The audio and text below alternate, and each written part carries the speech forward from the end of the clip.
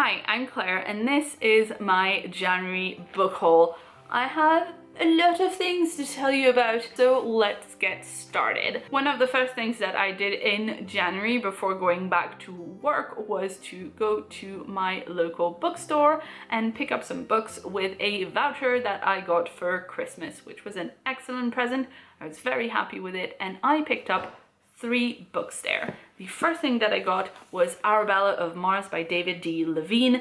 This is a book that I'd been wanting to read for a long time. It's about a young woman called Arabella who lives on Mars but has to go on an adventure to Earth in this here airship that has sails. She dresses as a boy to go on an adventure. I wanted to read this book since I first heard about it, but I wanted to be good and wait for the paperback. But then I heard Thomas from SFF 180 talking about how good it was, and then I had this voucher and I could not resist it anymore. So now I have it in my possession and I am reading it in February. I'm super excited about this. The other 2 books I got on this voucher are SF Masterworks editions.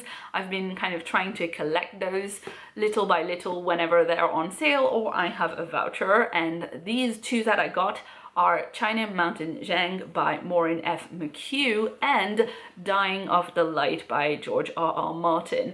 I've never read any of Martin's science fiction, but I've heard really good things, so I wanted to give that a go. And I also wanted to read China Mountain Zhang because all I've ever heard about it were really good things, and I want to read more classic SF by women. I'm not sure when I'm going to read either of those. I bought them more to have them in my collection than anything else, which I realize is maybe not the greatest, but whatever. Later in the month, I bought a paperback copy of 9 Fox Gambit by Yoon-Ha Lee. I had an audiobook of this and I started listening to it, but this book is super complex and it's one of the few books that I've had to just stop the audiobook because I was getting super confused. I love audiobooks and I can usually listen to fairly complicated things on audio, but this was too much. So this and China Mieville, I need to actually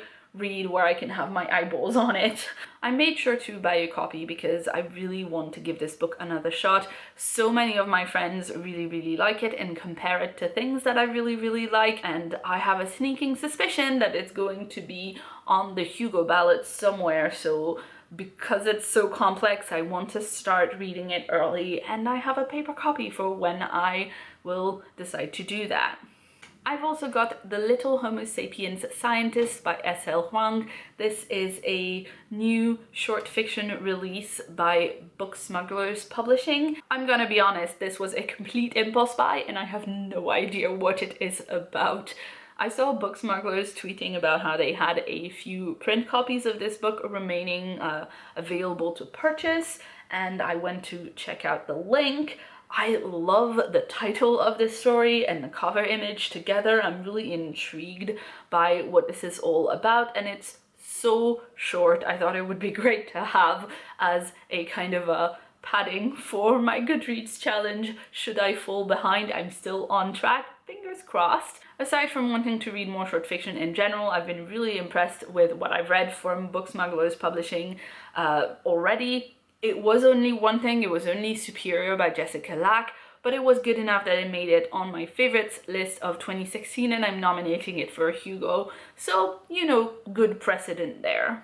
Then I had another impulse buy that's on the kind of chunkier side. It is Imaginary Cities by Darren Anderson. I follow Darren Anderson's Twitter account. It's at Oneropolis. I'm not pronouncing it right probably, but it tweets pictures and anecdotes about fantastical cities and I really like it. This is narrative non-fiction about cities and city building in fantastical cities, and I don't really need to know much more about this. Much like the SF Masterworks, I don't really think I'm going to be reading it immediately, but I wanted to have it on my shelf because it sounds like a perfect resource for kind of reading a little bit at a time and getting ideas for stories or things like that. So I'm really glad I ordered this, even though it is a little bit of an intimidating size. It's yeah, it's 600 pages. Next, I have two books that I received for review from Galance, and they are The Promise of the Child by Tom Toner, which came out in 2015. It's Toner's debut novel, and it says in the back it is the 147th century, and there is a new threat to immortal humanity. War is about to be declared. And I also have the sequel, The Weight of the World, obviously also by Tom Toner. It is out on the 16th of February, and as per the back of the book, it is still the 147th century, and it is the turning of the Amaranthine New Year. The universe is in disarray, we are told. Rebellions are brewing, rebellions in the plural. This is my kind of book, and the Emperor is missing. I don't really want to read too much more of the blurb that I was given for this one, since it's a sequel and I don't really want to spoil myself for the first book that I haven't read yet, but this has a lot of really good blurbs on it, including from Tor.com. Among the most significant works of science fiction released in recent year. Finally, I have a finished copy of 6 Weeks by Mur Lafferty, which was sent to me by the author. This is a clone murder mystery in space. The premise of this book is just fabulous. We are on a spaceship that is staffed by clones only. Basically, it's a long-ass mission, and in order to make sure that it can be staffed all the way through, the staff are all clones, and when they die they can just regenerate and continue working. Except when the book starts, they all wake up in their cloning bays at the same time with no memories of how they got there and a giant pool of blood on the floor. And what they work out from this basically is that someone killed them all at the same time, and basically this person has to be one of them because there's no one else on board the ship. So basically it's a closed room murder mystery, but in space and with clones, which is a pretty cool premise. Like, that's a good elevator pitch.